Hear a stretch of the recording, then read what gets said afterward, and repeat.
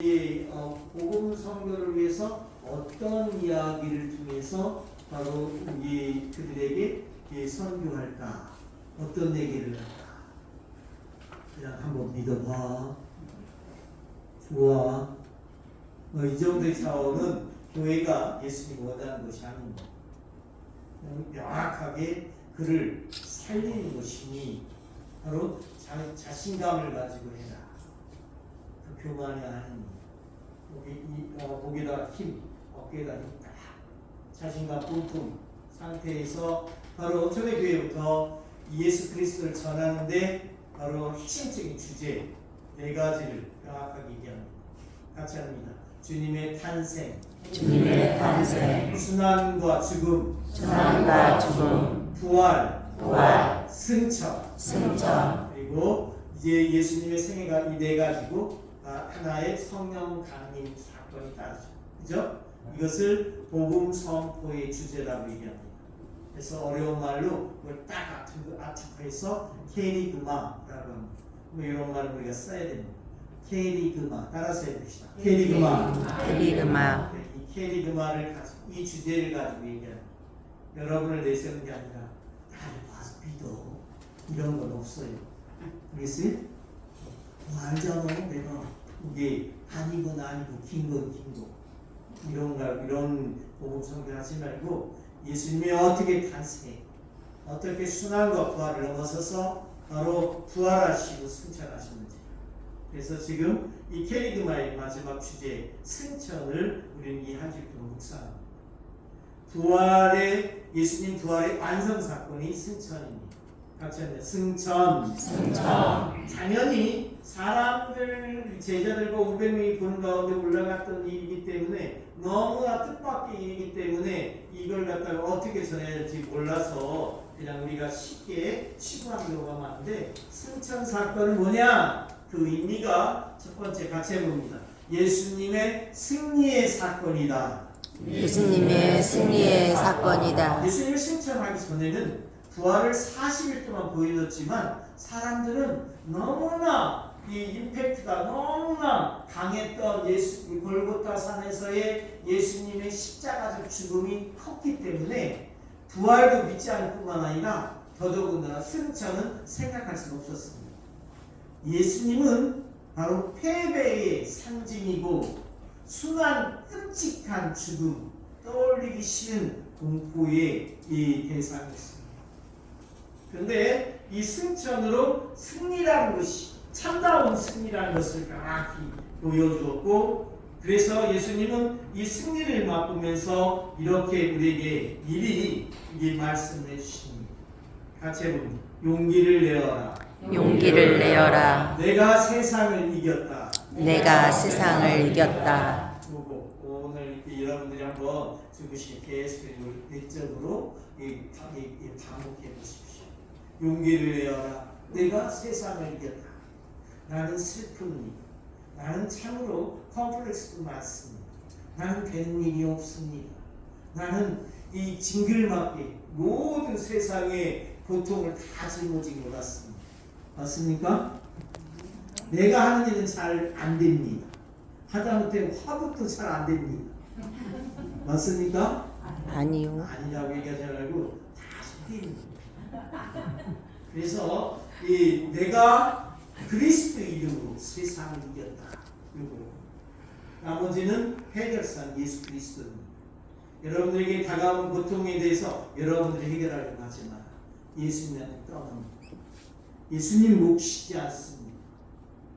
알겠어요? 그러면 우리한테 고통이 없어요. 벌써 힘들죠? 바로 그러면 내가 세상을 이겼다. 이것을 사는 우리는 어떻게 살아야 합니까? 사도 바울은 에베소서 6장 14절 이하 이걸 얘기합니다. 굉장히 회화적으로 얘기를 했는데 이 부분을 너무 쉽게 생각해요. 바울 사도 얘기합니다. 승리를, 그리스도인들의 승리를 산다는 것은 진리로 허리에 띠를 두르고 사는 일이다. 진리. 여러분들이 아는 우리가 얘기한 진리는 다 썩어 없어질 상대적 진리를 말합니다. 네가 믿는 진리는 영원히 썩지 않을 절대적 진리를 말합니다. 맞습니까? 여기에다가 흔들리지 마라. 여러분들이 뭐 내가 살아오고 뭐 대단히 많은 걸 살아왔고 이렇다고 생각하지 말고 바로 부족하다. 참으로 내가 주님 앞에서 오만 강자했구나. 이것을 인정하는 편이 더 낫습니다. 바로 이 바울 사도는 진리로 허리에 띠를 두르십시오. 의로움의 갑옷을 입으십시오. 발에는 평화의 복음을 위한 신을 신어야 합니다. 굉장히 멋지죠? 에페소서 6장 14절 이하 찾아보십시오. 끝내줍니다. 무엇보다도 그리스도인은 믿음의 방패를 잡아야 합니다. 여러분은 악한 자가 쏘는 불화살을 그 믿음의 방패로 막아서 끌 수가 있습니다. 근데 한 번도 믿음의 방패 안 써. 그죠? 신으면서 평화의 복음이란 말을 한 번도 내뱉은 적이 없어. 진리로 허리를 띠근다? 말도 안 돼. 왜 이런 놀라운 힌트를 줬는데 활용하지 않습니까? 친구가 여기 미사 전에 바로 제의를 입을 때 바치는 기도, 영계를 입으면서 바치는 기도, 다 기도문이 있어요. 있어요? 여러분도 있어야 될 거 아니에요. 무대꾸 아닙니까? 이 부분. 그런데 여기 사도 바울가 강조한 것이 이러한 무장의 차원을 강조한 것이 의로움의 갑옷이란 말이에요. 같이 한번 의로움의 갑옷. 의로움의 갑옷. 의로움의 갑옷을 입고 굳건히 서십시오. 이게 바로 우리가 실전적으로 주어지는 겁니다. 의, 정의. 이 정의는 하느님에 의한 뜻, 원의. 사랑의 또 다른 말이 이 의로움, 디카이슈멘. 매우 중요한 말이에요. 근데 사랑 너무 강조가 되니까 의로움은 온데감이 없어지는 그것이 아닙니다. 똑같습니다. 이 부분. 그러면 이것을 세면 바로 우리는 하느님 나라를 접합니다. 그래서 승천의 가장 두 번째 의미는 내가 왜 승천하는 줄 아니? 바로 그거에 대한 답입니다. 같이 합니다. 하느님 나라가 있다. 하느님 나라가 있다. 바로 우리가 머물 곳을 마련하러 간다 하셨으니 우리가 이 머물 곳 하느님 나라가 있음을 명확히 보여준 사건이다. 이 하느님 나라를 차지하기 위해서 바울 사도는 오늘도 이 일독서에서 얘기하지 않습니까? 하느님 나라를 위하여 나는 달릴 길을 다 달려 예수님께 받은 직무, 하느님 은총의 복음을 증언하는 일을 다 마칠 수만 있다면 내 목숨이야 조금도 아깝지 않습니다. 놀랍지 않습니까? 이런 걸 개미같이 입어야 호흡 나는 거예요. 다른 세상에 있는 것 같죠? 맨날 뭐 일어나서 설거지하고 밥하고 이런 것만 막 지긋지긋 하다가 하지 말고 텃밭 가꾸는 거에 대해서 막 신경 쏘리지 말고 요거 바친다. 이 무장을 한 다음에 하라는 거예요. 그렇지? 그리스도의 힘으로 우리에게 무한한 능력이 주어지는 거예요. 그리스도의 이름으로. 근데 이걸 활용을 안 해요. 명품을 갖고 있는데 명품 갖다 놓고서 처박아두는 거예요. 평생토록 그 명품은 썩다가 쓰레기통으로 가서야 되겠느냐. 바로 이러한 차원에서 예수님이 오늘 복음에서 얘기하는 겁니다. 나는 사람들에게서 영광을 받지 않는다. 나는 세상에서 세상을 통해서 영광을 받지 않는다. 바로 그러면서 세상을 탓하시기를 사람들끼리 영광을 주고 받으면서 한 분이신 하느님에게서 받는 영광을 추구하지 않으니 너희가 어찌 하느님을 믿는다 할 수 있겠느냐 이런 말씀입니다. 맞는 말씀이죠? 그 말씀을 잘 기억했으면 좋겠다. 그래서 오늘 결론으로 이 요한복음 11장을 얘기하는 겁니다. 아버지 때가 왔습니다. 아버지께서 저에게 하라고 맡기신 일을 완수하여 저는 땅에서 아버지를 영광스럽게 하였습니다. 아버지 이제 저를 세상이 생기기 전에 제가 아버지 앞에서 누리던 그 영광으로 이제 다시 아버지 앞에서 저를 영광스럽게 해주십시오. 이 놀라운 삼삼은 표현인데 이걸 잘 활용할 수 있어야 됩니다. 세상이 생기기 전에 성자 예수 그리스도는 성부 하느님과 함께 식사를 하시고 함께 산책을 하시고 함께 있었다. 이미 이 육신으로 태어나기 전에 누렸던 이 세상을 이미 있었던 세상, 선제 세상이라고 얘기합니다. 이 요한복음이 이 쓰여진 배경이 이거예요. 선제 사상. 같이 합니다. 선제 사상. 선제 사상. 존재 이전에 있는 세상을 앞선 자 있을 때 선제라는 말을 씁니다. 그리고 existence. 존재 이전에 바로 우리가 태어나기 이전부터 누렸던 영광을 예수님은 당연지사 승천으로 차지하셨고 당신을 믿는 이들에게 똑같이 그 세상으로 우리를 초대하십니다. 믿었죠? 근데 여러분은 세례 한번 받고 너무 싼 값으로 막 치부하려고 하는 것 같아요. 잘 간직하십시오. 다른 것입니다. 믿지 않는 이들과 근본적으로 다르다고 얘기하지 않습니까? 나는 세상이 주는 평화를 원하지 않는다고는 복음에서 요한복음 17장에 표현하시죠. 세상에서는 온갖 이벤트를 다 해봐야 지지고 먹고 그거는 예수님이 원하는 게 아니에요. 내 자녀가 혹여나 영국 왕세자비 막 혼인하듯이 화려함을 한다는 그거 아니에요. 핵심은 주님 앞에서 바로 나는 이 신부를 나는 신랑을 받아들이냐 안 받아들이냐 이 약속만 한 구절이 중요한 거지 나머지 쉬어. 그랬을 때 우리가 염두에 둘 바를 이것이다. 그렇다면 우리가 참다운 신앙이라면 하느님만을 들어올리고 주님의 말씀만을 살고 성령의 뜨거움으로 날로 성화되어야만 합니다. 이것이 결론입니다. 맞죠? 그런데 야리까리하단 말이죠. 그래서 우리에게 충격력도 샤우팅, 충격을 주기 위해서 여러분이 성기 순례를 하는 거예요. 바로 우리의 앞서 이 200년밖에 안 된 우리에게 앞선 신앙의 선조들이 우리보다 더 열악한 어려운 박해적 상황에서 바로 이 하나님의 영광을 드러내도록 순교로서 신앙적 모범을 보이니 우리는 순례를 와서 그분들의 신앙을 그대로 잇고자 합니다. 맞습니까? 네. 여러분들 벌써 소문 듣고 왔죠? 네. 동문성탐 우리 성가대 그죠?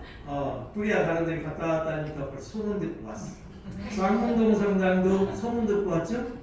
네. 그럼 이 소문 이게 도대체 뭘까?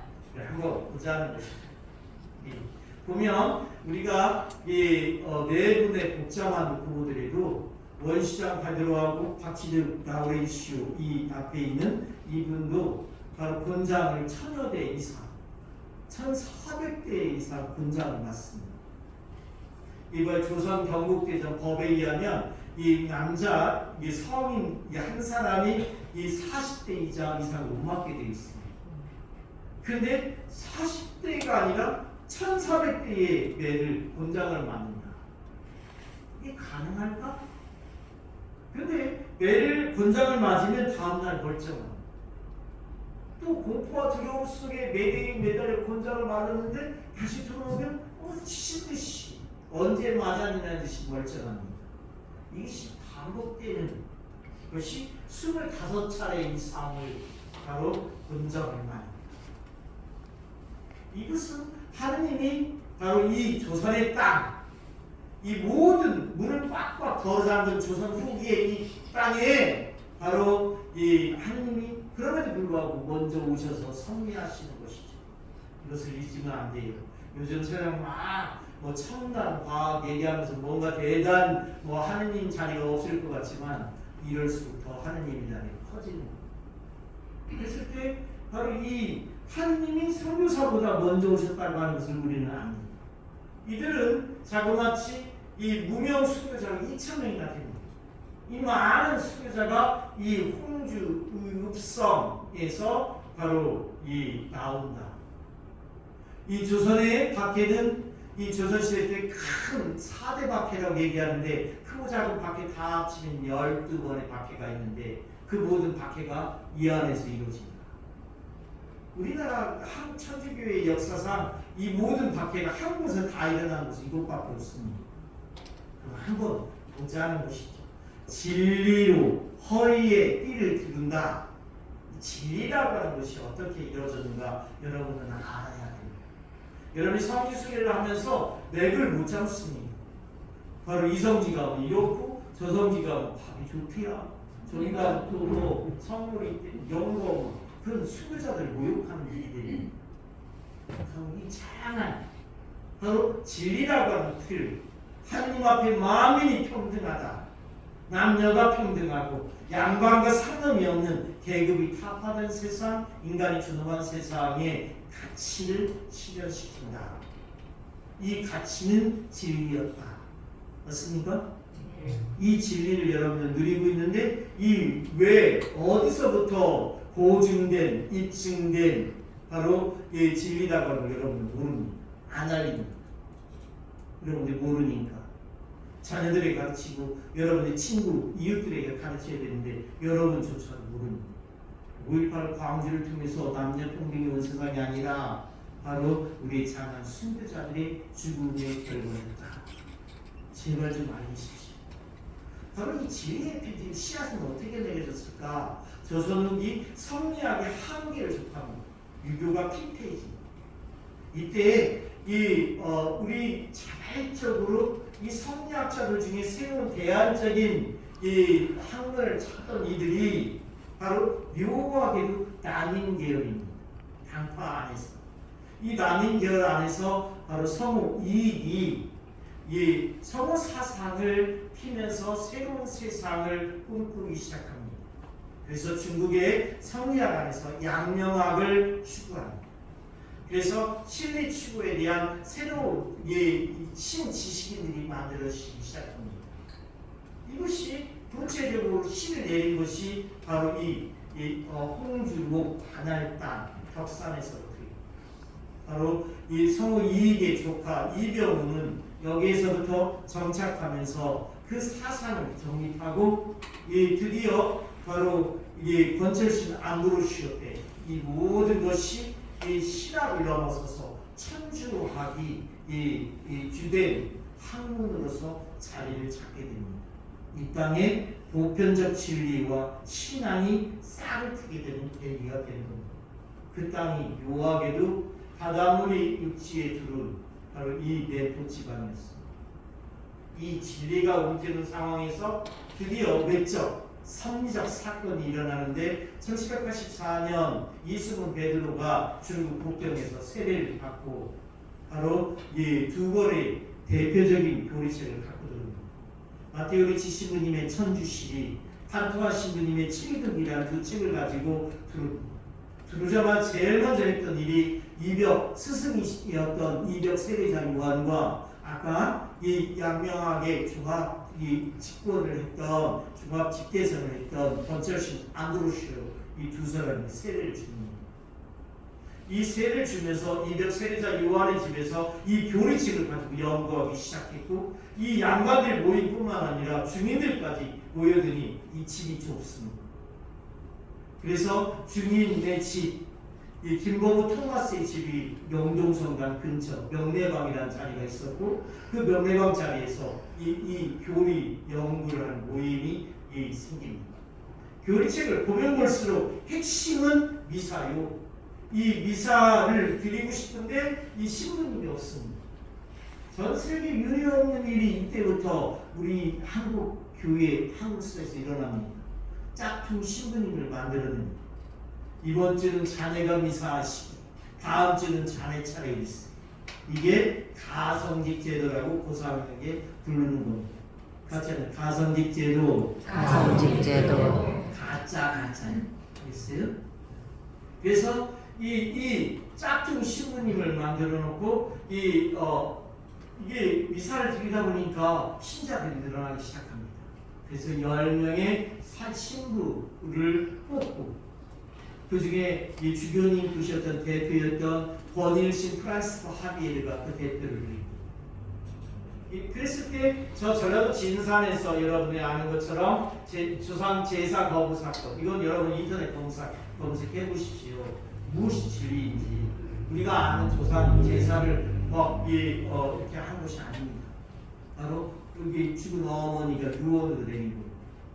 조상 제사 거부 사건이 일어나면서 윤지충 바오로와 권상현 야고보의 박해 죽음과 박해가 일어났으니 이게 1790년 신해 박해라는 거예요. 이 신해 박해가 바로 영향을 미쳐서 한양 땅에서 박해가 일어날 조짐이 일어나자 양반들은 이게 전부 다 숨어듭니다. 이게 1차 성교 끝 여기까지. 근데 번시 프란시스 하베르는 바로 자신의 제자 바로 노비 출신이었던 이전창 루도비코에게 이 세상이 수선하니 어수선하니 바로 자신은 자네의 고향의 나라에 가서 복음을 선포하시게. 그의 고향이 홍성역 예산 여사울입니다. 여사울에서 바로 교리를 가르치고 사제 신부님이니까 짝퉁 신부님이지만 미사를 드리고 그리고 신자들이 이 양민들이 막 늘어나기 시작합니다. 이때 바로 아까 얘기했던 양명왕을 주창했던 바로 이 양반들도 여기에 흡수되기 시작합니다. 여기 네포 지방에 있었습니다.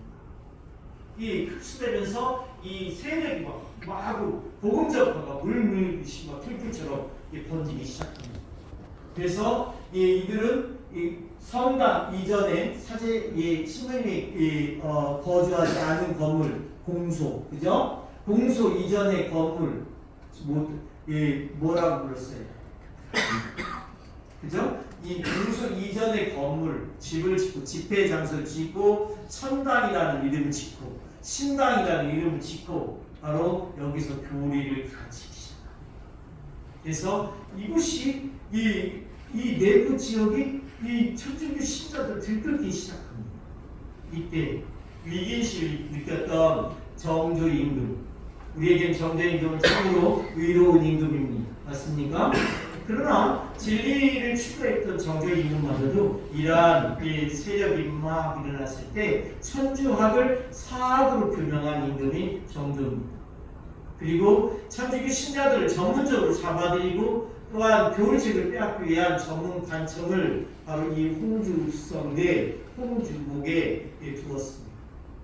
이 조선시대 때 조선 후기에 충청도는 4개 주가 있었습니다. 홍주, 공주, 청주, 충주. 이 홍주목 바다 안에는 22개의 현이 있었습니다. 서산현, 알겠어요? 해미현, 남포현, 덕산현. 이 규모가 오늘날로 치면 서천서부터 평택까지가 전부 다 이 홍주목 반환입니다. 여기서 이 정조 임금은 천주교 신자들 전문을 잡아들게 한 관청을 이 홍주읍성 내에 또 하나의 동원을 만들고 경사당이라는 이름을 짓고 바로 형을 집행하기 시작합니다. 근데 이 잡아들이는 방법이 몹쓸 바로 오가 작동법이라는 겁니다. 오늘날 북한에서 주민 통제 방법을 쓰는 지금 현재 쓰는 것이 오가 작동법입니다. 5가구당 한 단을 엮어서 천주교의 철자만 들고 전부 다 잡아냅니다. 이 내포 지역에 이 많은 성들은 어떻게 했습니까? 성으로 가면 괜찮았지. 저도 그렇게 생각했는데 이 논문을 읽어보다 보니까 이 도서 지역도 하루에 180명의 이 포졸들을 파견한 중에 2개 정도 나가는 겁니다. 이게 싹쓸이하는 거예요. 그 과정이 너무나 지긋지긋하고 신문과 이 처벌과 형벌과 박해가 심해지기 시작합니다.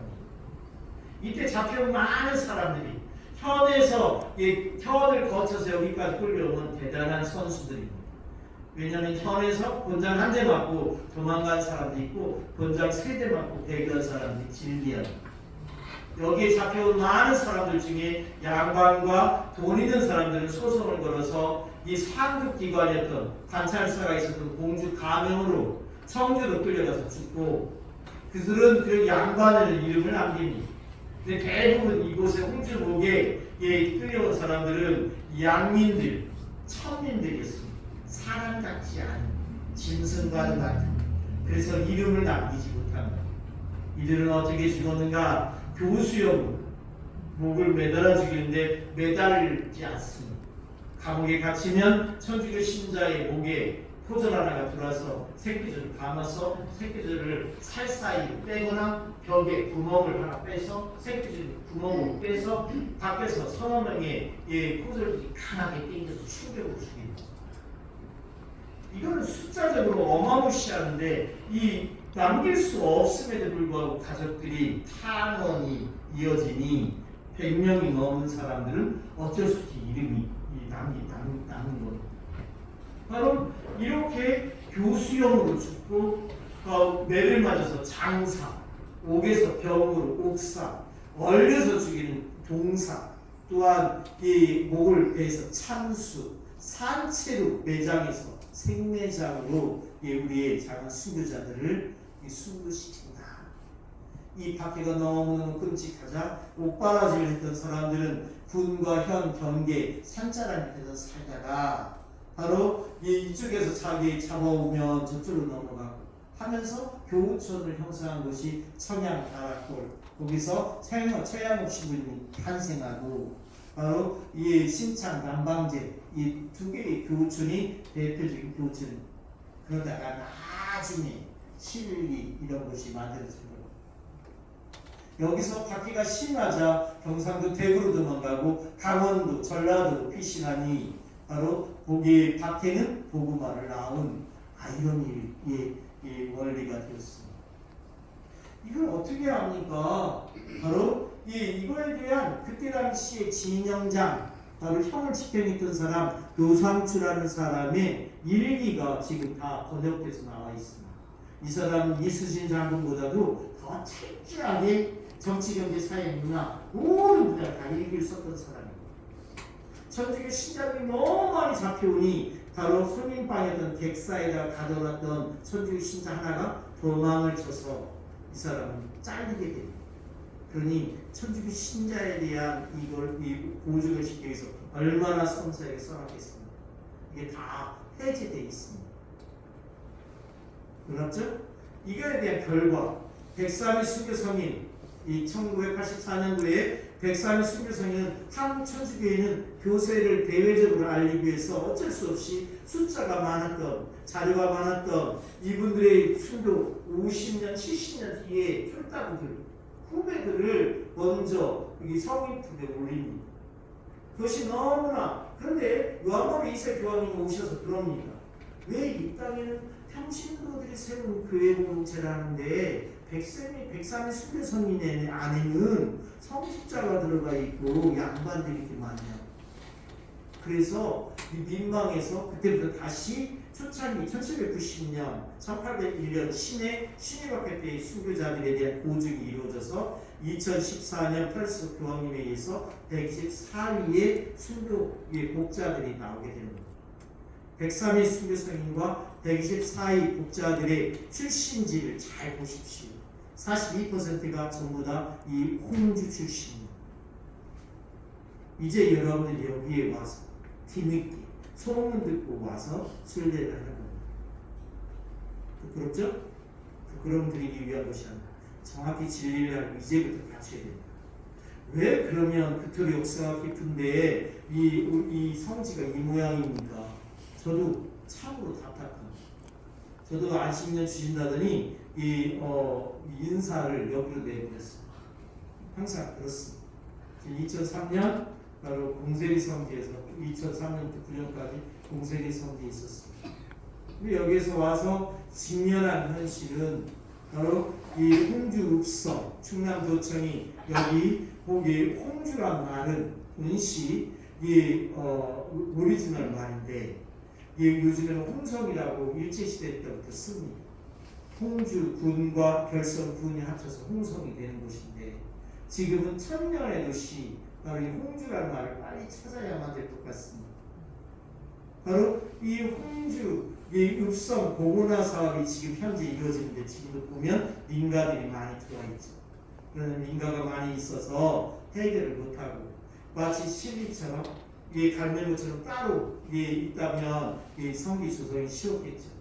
지금 홍주읍성 보고나 사업이 일어나는 가운데 제가 오자마자 일어났던 일이 저희들이 이 미사 전례를 했던 성지 성당이 있었습니다. 보셨습니까? 못 봤죠? 봤어야 됩니다. 4층 건물, 1층에 20평 건물을 바로 이 월세를 내고 임대해서 쓰고 있었습니다. 근데 그 건물을 군에서 매입해서 작년 9월에 모두 부셔버렸습니다. 그 매입하는 과정에서 이참에 천주교 성지 성당도 읍성 밖으로 나가라는 것입니다. 나가야 되겠습니까? 여러모로 알력다툼을 하는 과정에서 공직자분이 그런 시부님이 제 아무리 그래도 이 읍성 내에 천주교 땅이 단 한 평도 없다. 저 그 말에 쇼크 먹었습니다. 사실.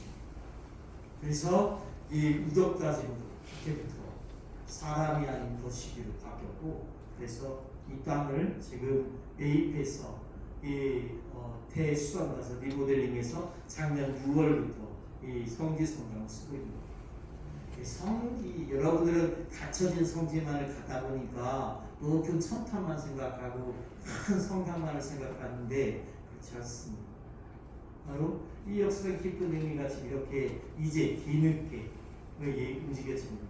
서산회미가 국제성지화 됐습니다. 이 국제성지 이겨한다면 정사 안에서 인정이 되려면 교황님이 다녀갔다 해서 국제성지적인 역사적 기반은 우리가 인정할 수 있는 영역이 정사가 아닙니다. 했을 때 이 모든 것을 순조롭게 순리대로 하려면, 정사로 만들려면 바로 이 홍주 이 순교 성지가 정상으로 조성이 돼서 이 해미와 함께 이 솔매와 함께 엮으면 한 단위가 되면 저 서양 사람들이 이 땅을 찾는 파티마프 누르드국의 성지가 됩니다. 간단한 이야기. 이 떨어져 있는데 가능합니까? 저는 영국 이 성 투어에서 봤습니다. 그들은 이 윈저성에서부터 같이 성을 몇 개 엮어서 한 이 기념물로 우리도 가능합니다. 했을 때 모든 것이 좀 가능하다. 지금 이제 시작입니다. 늦었지만 또한 하느님은 선교사보다 먼저 오시니 섭리 안에서 이 모든 것들이 이루어지리라고 저는 믿습니다. 여러분들이 기도해 주시고 또한 이 성지를 이제부터 알리십시오. 굳게 온 죄로 해서 알고 내 주변에 내 자녀들부터 5명 이상씩 홍주 순교 성지가 이렇더라 홍보하기를 바랍니다. 아멘. 아멘.